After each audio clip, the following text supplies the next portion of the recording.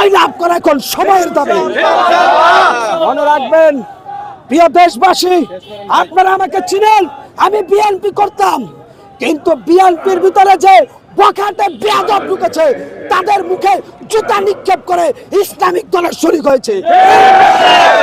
কেন? শেখ হাসিনা ছিল হিন্দুত্ববাদী দালাল, যার কারণে আমরা সত্য বলতে পারি নাই। আজকে লেভেল প্লেইং কন্ডিশন তৈরি হয়েছে। আজকে দেখি বাংলাদেশের প্রত্যেকটা জেলায় বিএনপির নেতা কর্মীরা আওয়ামী লীগের মতো করে চোখ রাঙাচ্ছে। মনে রাখবেন জামাত ইসলামের নায়েবে আমির আল্লামা দেলোয়ার হোসেন সাঈদী যদি আজকে থাকতো, আজকে বাংলাদেশের কোন নেতার টাইম থাকতো না। মনে রাখবেন সিরিয়ার বাশার আল আসাদ পালিয়ে গেছে, খুনি হাসিনা পালিয়ে গেছে। আগামী দিনে যারাই এই বাংলাদেশে স্বৈরাচারী কায়দায় রাষ্ট্রীয় ক্ষমতা চালানোর চেষ্টা করবেন, আপনারা হাসিনার চাইতে ভয়ঙ্কর পরিণতি ভোগ করার মানুষ আস্তে আস্তে বুঝতে শুরু করেছে কাদেরকে ক্ষমতার মস্তনে আনা যায়।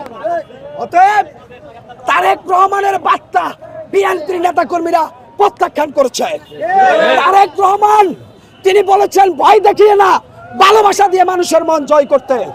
কিন্তু আজকে দেখি বিএনপির নেতা কর্মীরা আলেম ওলামাদের সাথে বেয়াদবি শুরু করছে। ইনশাআল্লাহ আগামী নির্বাচনে তাদেরকে লাল কার্ড দেওয়া হবে।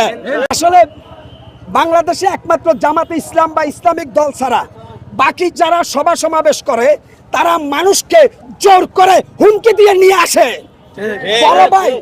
বড় ভাই ছোট ভাই কিশোর গ্যাংয়ের উপরে তারা নির্ভর করে, তাদের সাথে মুসলিম জনতা নাই। জামাতে ইসলামের মহাসমাবেশে মানুষ নিজের পকেটের টাকা খরচ করে দলে দলে যোগদান করছে। কারণ হারামে আরাম নাই ভাই, হালালে বরকত। জামাত ইসলাম হালাল পথে চলে, এজন্য তাদের সমাবেশে বরকতে বরকত পূর্ণ হয়ে গেছে।